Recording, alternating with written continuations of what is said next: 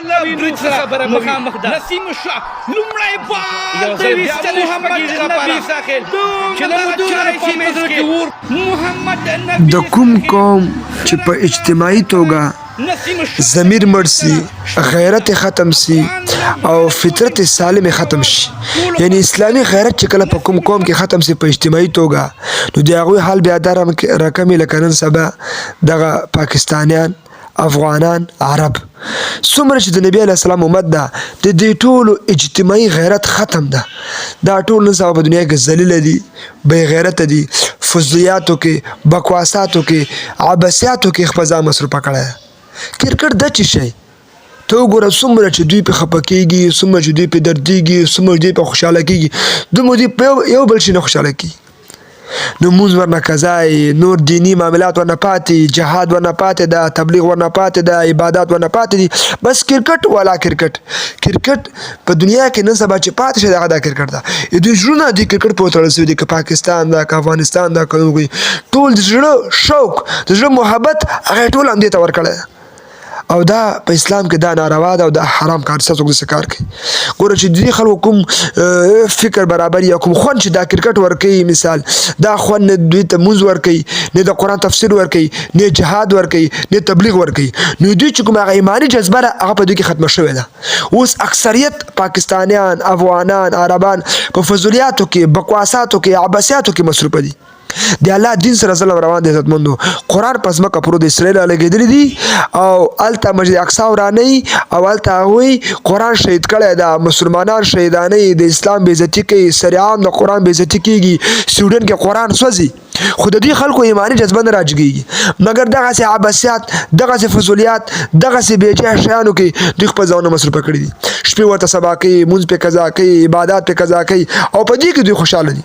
او کرکټ په دنیا کې پاته ملکونه چې کوم دي هغوی کرکټ کوي. چین ته وګوره څومره په اعتبار د اقتصاد څخه څومره پرمختګ یې کړی،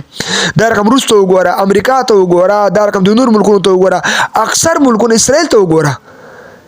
دغه ملکونه دا چین ده، که دا روس ده، که دا امریکا ده، که دا اسرائیل دي، دوی ګوره کرکټ ټیم نه لري. خو دا کمقلان ملکونه چې دا غیرت ختم ده، فطرت سالم نه ده، ایماني جذبه او ایماني غیرت چې پکې ختم ده، لکه پاکستان او افغانستان دغه ملکونه، همدا کرکټ د وروره همدا بیرغونه دوی پورې نښتي دي. اسلام کې دا شی نشته چې هر څوک دا کار کوي نو د انسان کې اسلامي غیرت ختم ده، فطرت باطل ده او الله ورنه ير ده.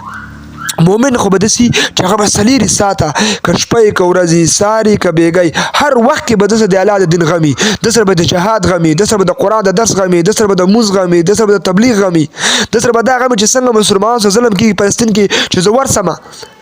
قرآن کې الله تعالی فرمایي، په سورة توبه کې الله تعالی فرمایي وجاهدوا باموالکم وانفسکم فی سبیل الله. الله فرمایي تاسو جهاد وکړئ په خپلو مالونو سره او په خپلو نفسونو سره، فی سبیل الله د الله په لاره کې تاسو جهاد وکړئ. ذالکم خیر لکم، دا تاسو لپاره ډېر غوره دی افغانانو، ای پاکستانیانو، ای عربو، ان کنتم تعلمون، که چې تاسو پوه شئ. خپل وخت په دې فیسبوک کې او په دې یوټیوب کې او په دې کرکټ کې په دې شیانو کې خپل وخت ضایع کول دا د کمعقل انسان کار ده، د ناپوه انسان کار ده. او ټول افغانان، ټول پاکستان، اکثریت ټول باندې کرکټ کې دا کرکټ د څه شي؟ ټوله دنیا کې زه افغانستان وګټه نمبر راغی، نو څه شی شو؟ نه وړه ارزانه کېږي، نه بوره ارزانه کېږي، نه دین ته خدمت کېږي، نه پکې داسې یو ځوان پیدا کېږي لکه خالد بن ولید چې جهاد وکړي، نه پکې داسې ځوان پیدا کېږي لکه صدیق اکبر، لکه عمر فاروق، لکه عثمان عفان،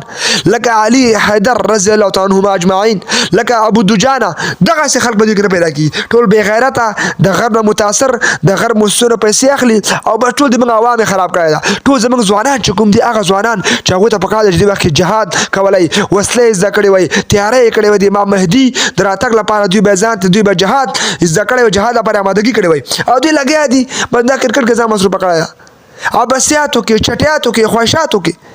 نو ټول خلک نن سبا ذلیل دي. عزتمندو که د پاکستان دي، که د افغانستان دي او که د ایران دي او که د عربو دي، هر هغه ملکونه چې کرکټ ټیمونه لري دا هسې یو غټ کیل دی دې لپاره چې دا خلک سره مصروفه کړي او دوی نه الله هېر کړي، دوی نه عبادات هېر کړي، دوی نه معاملات هېر کړي. بس هسې یوه دوکه شروع ده دنیا سره روان ده او ټول ځوانان په دې کې مصروفه دي، سبقونه ورنه پاتې دي، مونځونه ورنه پاتې دي، تعلیم ورنه پاتې ده. کرکټ د څه شی؟ هېڅ شی نه ده.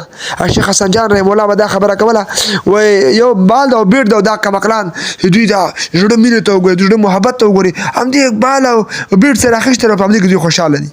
نو عزتمندو الله دې موږ تاسو توفیق راکړي چې دغسې عبثیاتونه دغسې چټیاتونه دغسې بقواساتونه ځان وساتو قسم په الله چې په دې کې موږ تاسو د دنیا او د آخرت تاوان دی عزتمندو د بچي تاوان هم پکې ده د مال تاوان هم پکې ده حتی دین هم خرابېږي اسلام هم خرابېږي موږ تاسو باید کوشش وکړو چې د الله په دین باندې عمل وکړو او د الله دین لپاره تیاری وکړو وما علینا الا البلاغ المبین